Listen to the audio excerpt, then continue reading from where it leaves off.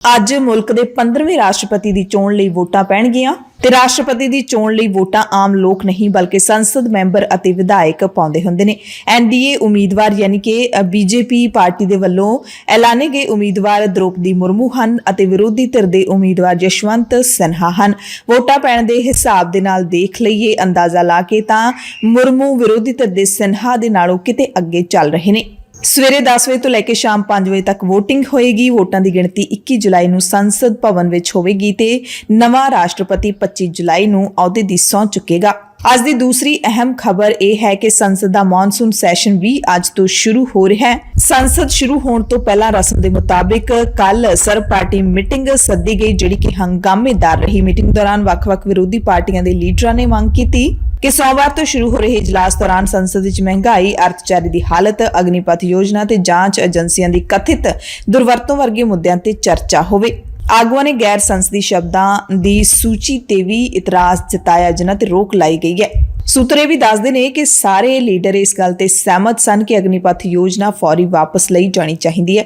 ਸੋ ਸੰਕੇਤ ਤਾਂ ਇਹੀ ਮਿਲ ਰਹੇ ਨੇ ਕਿ ਇਹ ਜਿਹੜਾ ਸੈਸ਼ਨ ਹੈ, ਮੌਨਸੂਨ ਸੈਸ਼ਨ, ਇਹ ਵੀ ਕਾਫੀ ਹੰਗਾਮੇ ਭਰਪੂਰ ਰਹੇਗਾ। ਇਸ ਦਰਮਿਆਨ ਜਿਹੜੇ ਪੰਜਾਬ ਤੋਂ ਨਵੇਂ ਚੁਣੇ ਗਏ ਲੋਕ ਸਭਾ ਮੈਂਬਰ ਤੇ ਰਾਜ ਸਭਾ ਮੈਂਬਰ ਨੇ, ਉਹ ਵੀ ਲੋਕ ਸਭਾ ਤੇ ਰਾਜ ਸਭਾ ਦੇ ਵਿੱਚ ਪਹੁੰਚਣਗੇ, ਆਪਣੇ ਅਹੁਦਿਆਂ ਦੀ ਸਹੁੰ ਚੁੱਕਣਗੇ। ਤੀਜੀ ਵੱਡੀ ਖਬਰ ਹੈ ਕਿ ਅੱਜ ਤੋਂ ਕਈ ਖੁਰਾਕੀ ਵਸਤੂਆਂ ਮਹਿੰਗੀਆਂ ਹੋ ਜਾਣਗੀਆਂ। ਕਿਹੜੀਆਂ ਚੀਜ਼ਾਂ ਮਹਿੰਗੀਆਂ ਹੋਣ ਜਾ ਰਹੀਆਂ ਨੇ? ਆਟੇ ਦੇ ਨਾਲ ਆਟਾ, ਜਿਹੜਾ ਕਿ ਬਹੁਤ ਹੀ ਜ਼ਰੂਰੀ ਚੀਜ਼ ਹੈ, ਭਾਰਤੀਆਂ ਦੇ ਹਰੇਕ ਘਰ ਦੇ ਵਿੱਚ ਇਸ ਦੀ ਵਰਤੋਂ ਹੁੰਦੀ ਹੈ। ਮੁੱਖ ਮੰਤਰੀ ਭਗਵੰਤ ਸਿੰਘ ਮਾਨ ਨੇ ਪੰਜਾਬ ਦੇ ਸਾਰੇ ਜ਼ਿਲ੍ਹਿਆਂ ਦੇ ਵਿੱਚ ਵਿਕਾਸ ਕਾਰਜਾਂ ਦੀ ਜ਼ਿੰਮੇਵਾਰੀ ਮੰਤਰੀਆਂ ਦੇ ਹਵਾਲੇ ਕਰ ਦਿੱਤੀ ਹੈ। ਸਾਰੇ ਕੈਬਨਿਟ ਮੰਤਰੀਆਂ ਨੂੰ ਵੱਖ-ਵੱਖ ਜ਼ਿਲ੍ਹਿਆਂ ਦੇ ਇੰਚਾਰਜ ਨਿਯੁਕਤ ਕੀਤਾ ਗਿਆ ਹੈ।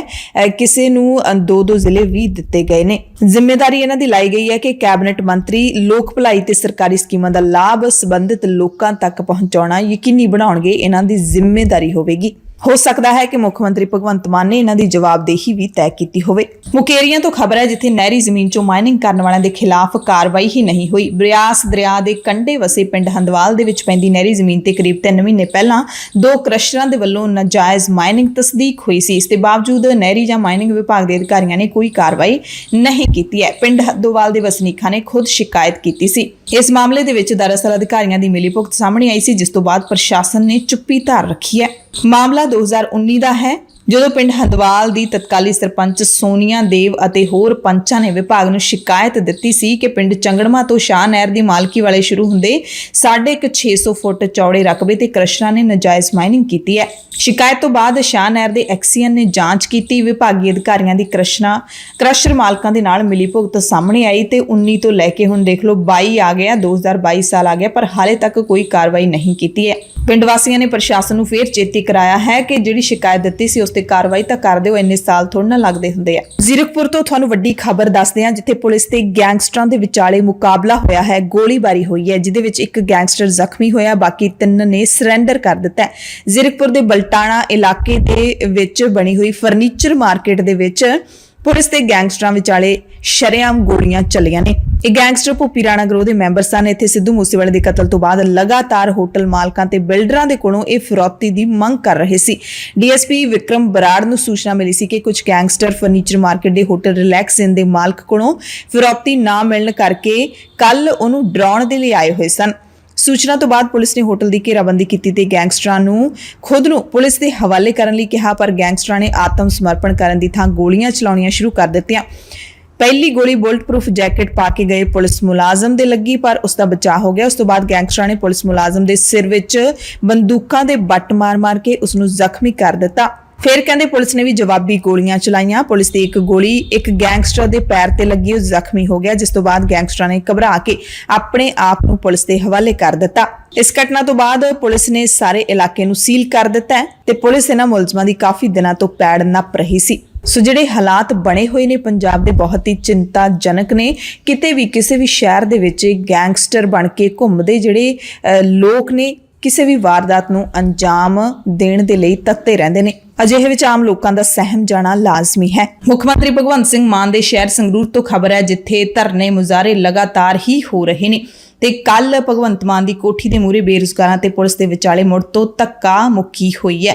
ਇਹ ਮਾਸਟਰ ਕੇਡਰ ਦੀਆਂ ਅਸਾਮੀਆਂ ਦੇ ਵਿੱਚ ਵਾਧੇ ਦੀ ਮੰਗ ਕਰ ਰਹੇ ਸਨ।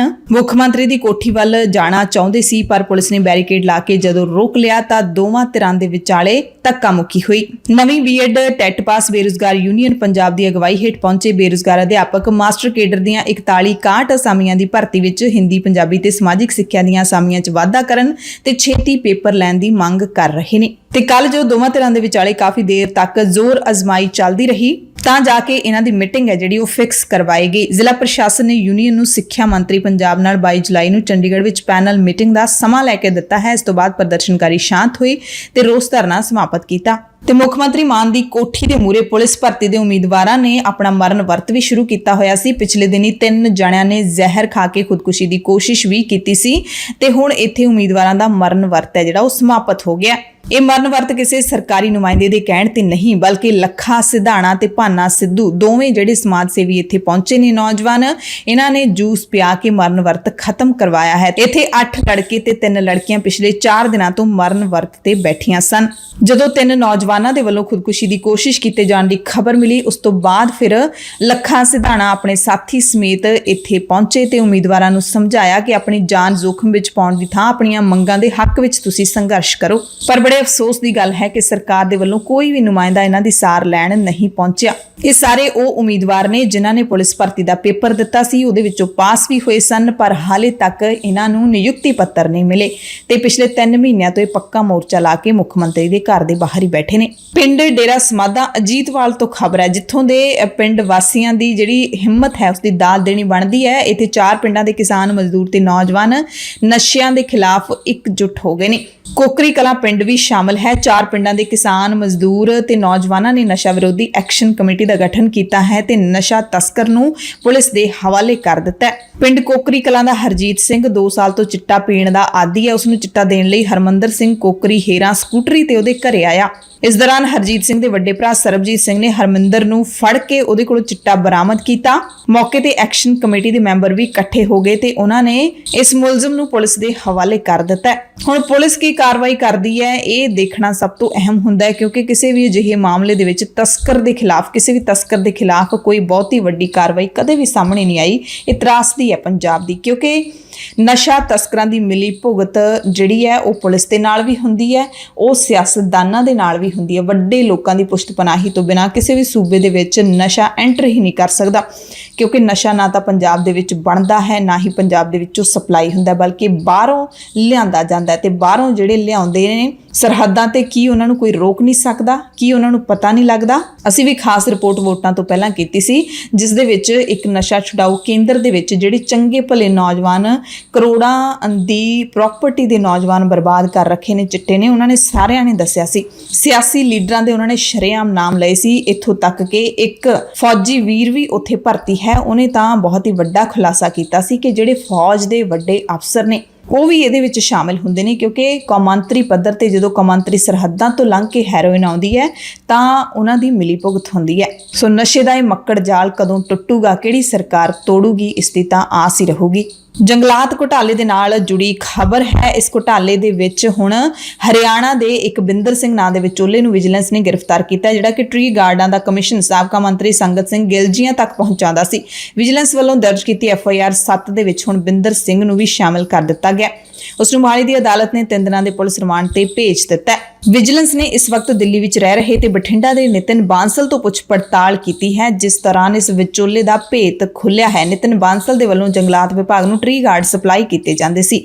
ਬਿੰਦਰ ਸਿੰਘ ਹਰਿਆਣਾ ਦੇ ਜ਼ਿਲ੍ਹਾ ਹਿਸਾਰ ਦੇ ਪਿੰਡ ਨਿਆਣਾ ਦਾ ਰਹਿਣ ਵਾਲਾ ਹੈ। ਸਹੁਰਾ ਪਰਿਵਾਰ ਦੇ ਨਾਲ ਨਿਤਿਨ ਬਾਂਸਲ ਦੀ ਜਾਣ ਪਛਾਣ ਸੀ। ਨਿਤਿਨ ਬਾਂਸਲ ਵੱਲੋਂ 2400 ਰੁਪਏ ਪ੍ਰਤੀ ਟੀ ਗਾਰਡ ਦੇ ਹਿਸਾਬ ਨਾਲ ਸਪਲਾਈ ਦਿੱਤੀ ਜਾਂਦੀ ਸੀ, ਜਿਹਦੇ ਵਿੱਚੋਂ 1000 ਰੁਪਏ ਕਮਿਸ਼ਨ ਵਜੋਂ ਰੱਖੇ ਜਾਂਦੇ ਸੀ। ਤੇ ਨਿਤਿਨ ਬਾਂਸਲ ਨੇ ਟਰੀ ਗਾਰਡਨ ਦਾ ਕਰੀਬ 11 ਲੱਖ ਰੁਪਏ ਦਾ ਕਮਿਸ਼ਨ ਦਿੱਤਾ ਹੈ। ਪੁੱਛ ਪੜਤਾਲ 'ਚ ਪਤਾ ਲੱਗਿਆ ਕਿ ਨਿਤਿਨ ਬਾਂਸਲ ਵੱਲੋਂ ਸਾਬਕਾ ਜੰਗਲਾਤ ਮੰਤਰੀ ਸੰਗਤ ਸਿੰਘ ਗਿਲਜੀਆਂ ਨੂੰ ਸਿੱਧਾ ਕਮਿਸ਼ਨ ਦੇਣ ਦੀ ਥਾਂ ਬਿੰਦਰ ਸਿੰਘ ਦੀ ਕੁੜੀ ਦੇ ਬੈਂਕ ਖਾਤੇ ਵਿੱਚ ਪਾ ਦਿੱਤੇ ਜਾਂਦੇ ਸੀ। ਅੱਗੇ ਬਿੰਦਰ ਸਿੰਘ ਬੈਂਕ ਖਾਤੇ 'ਚੋਂ ਪੈਸੇ ਕਢਵਾ ਕੇ ਰਾਸ਼ੀ ਸਚਿਨ ਤੇ ਵਿਪਨ ਸਿੰਗਲਾ ਨੂੰ ਦੇ ਦਿੰਦਾ ਸੀ, ਜਿਹੜੇ ਕਿ ਗਿਲਜੀਆਂ ਦੇ ਨੇੜਲੇ ਸਨ। ਤੇ ਵਿਜੀਲੈਂਸ ਨੇ ਜੰਗਲਾਤ ਘੁਟਾਲੇ ਦੀ ਜਾਂਚ ਹੈ ਜਿਹੜੀ ਉਹ ਹੁਣ ਤੇਜ਼ ਕਰ ਦਿੱਤੀ ਹੈ, ਕਿਉਂਕਿ 6 ਅਗਸਤ ਤੱਕ ਚਲਾਨ ਪੇਸ਼ ਕਰਨਾ ਪਊਗਾ। ਤੇ ਜਿਹੜਾ ਸਾਬਕਾ ਮੰਤਰੀ ਸੰਗਤ ਸਿੰਘ ਗਿਲਜੀਆਂ ਦਾ ਭਤੀਜਾ ਦਲਜੀਤ ਸਿੰਘ ਗਿਲਜੀਆਂ ਗ੍ਰਿਫਤਾਰ ਕੀਤਾ ਗਿਆ ਹੈ, ਉਸਨੇ ਹਾਲੇ ਤੱਕ ਕੋਈ ਭੇਤ ਨਹੀਂ ਖੋਲਿਆ ਤੇ ਉਹ ਆਪਣੇ ਆਪ ਨੂੰ ਇਸ ਕਾਰੋਬਾਰ ਤੋਂ ਅਣਜਾਣ ਹੀ ਦੱਸ ਰਿਹਾ ਹੈ। ਜਦਕਿ ਵਿਜੀਲੈਂਸ ਨੂੰ ਪਤਾ ਲੱਗਿਆ ਸੀ ਕਿ ਸੰਗਤ ਸਿੰਘ ਗਿਲਜੀਆਂ ਦੇ ਪੁੱਤਰ ਤਾਂ ਵਿਦੇਸ਼ ਰਹਿੰਦੇ ਨੇ ਤੇ ਉਹਨਾਂ ਦਾ ਭਤੀਜਾ ਦਲਜੀਤ ਸਿੰਘ ਹੀ ਜੰਗਲਾਤ ਵਿਭਾਗ ਦੇ ਕੰਮ ਦੇਖਦਾ ਹੁੰਦਾ ਸੀ।